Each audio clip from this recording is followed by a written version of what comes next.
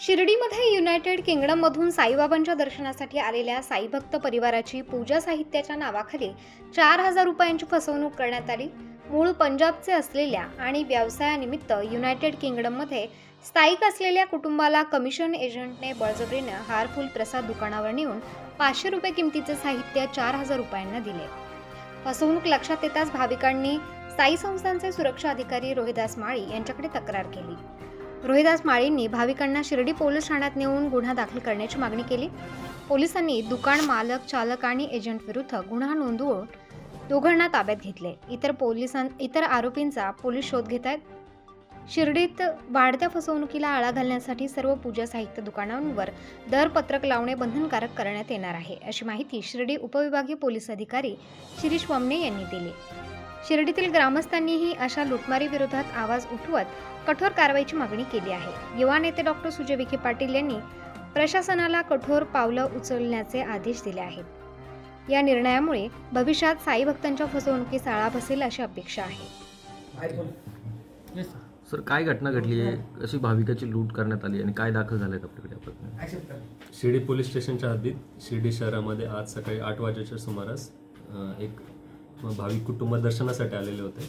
हे कुटुंबीय सर्व UK वरून आलेले असून त्यांनी गाडी पार्किंग केल्यानंतर ते मंदिराकडे दर्शनाला जात असताना एका दुकानदाराने त्यांना अडवले आणि त्याने त्याच्यानंतर जे 500 रुपयाचा माल आहे, ज्याच्यामध्ये साईबाबांच्या अंगावर टाकाच्या चादरी असतील, तसेच फुले असतील किंवा ताट असेल, याची किंमत त्यांना जवळपास 4,000 रुपये सांगितली आणि या नंतर त्याने त्यांच्याकडून ते 4,000 रुपये घेतले आणि त्यांना दर्शनासाठी पाठवून दिले।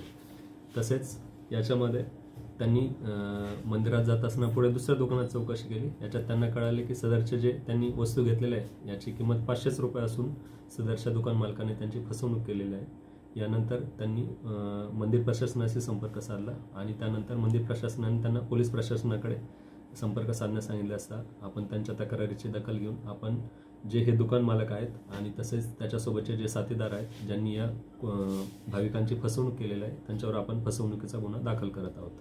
या प्रकरणी आपण सध्या 2 ते 3 जण आहेत ना, हे कट करून टाकायला ठीक, पण प्रदीप राजेंद्र त्रिभुवन राहणार लक्ष्मीनगर शिर्डी यांना ताब्यात घेतलेलं असून ते या सदर दुकानाचे दुकान मालक आहेत। तसेच यामध्ये दुसरे सूरज लक्ष्मण नरोडे या एका व्यक्तीला ताब्यात घेतलेला असून यांच्यासोबत आणखी काही जण होते, त्यांचा आपण शोध घेत आहोत आणि त्यांच्यावर देखील आपण गुन्हा दाखल करणार आहोत। काय भाविकांची फसवणूक करून कमी किमतीचा माल जास्त किमतीत विकल्याबद्दल फसवणुकीचा गुन्हा त्यांच्यावर दाखल करत आहोत। फिर्यादी हे मूळचे पंजाबमधील असून सध्या ते युनायटेड किंगडम येथे स्थायिक झालेले आहे। ते तिथून साईबाबांच्या दर्शनासाठी आले होते। याच्यातूनच आपल्या शिर्डीमध्ये किती दूरवरून भाविक येतात, परंतु शिर्डीतील हे जे लोक आहेत, जे आरोपी आहेत, याच्यातील एक सावळीवीरचा राहणार आहे, एक शिर्डीतील राहणार आहे आणि जो दुसरा आहे त्याचा आपण शोध घेत आहोत। तर हे सर्व शिर्डी परिसरातीलच आहेत। हे लोक अशा प्रकारे भाविकांची फसवणूक करतात। इथून यापुढे यांच्यावर आपण अतिशय कडक कारवाई करून त्यांना अशा फसवणुकीचे गुन्हे दाखल केले जातील। तसेच हे जे दुकानदार आहेत या दुकानदारांवर देखील हे गुन्हे दाखल केले जातील।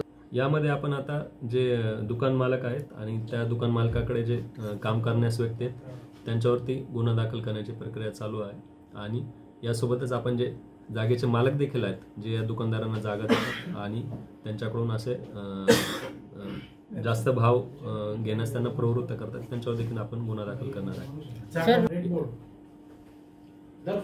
अनुषंगाने आपण नगर परिषद प्रशासनाशी संपर्क करून त्यांनी सर्व दुकानदारांना दरफलक लावण्यासंदर्भात तात्काळ कारवाई करावी असे त्यांना सूचना करत आहोत। तसेच यामध्ये काय होता दुसरा मुद्दा, सदर घटनेच्या अनुषंगाने शिर्डी पोलीस दलाच्या वतीने मी सर्व भाविकांना आवाहन करतो की त्यांनी कोणत्याही प्रकारे दुकानात आल्यानंतर किंवा शिर्डीमध्ये आल्यानंतर जे काही दर असतील याची जाणून तपासूनच त्याची माहिती घ्यावी आणि त्यानंतरच सदरच्या गोष्टी खरेदी कराव्या। कोणी जास्त किमतीत जर अशा वस्तू विकण्याचा प्रयत्न करत असेल किंवा बळजबरी करत असेल तर त्यांनी तात्काळ पोलीस स्टेशनला संपर्क करावा।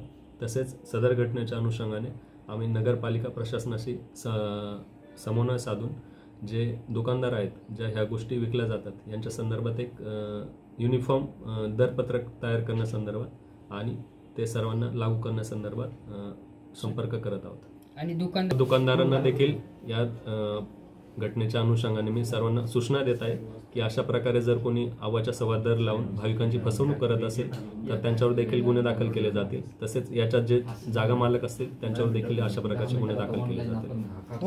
उत्तर महाराष्ट्र न्यूज नेटवर्कसाठी किशोर पाटणी, शिर्डी.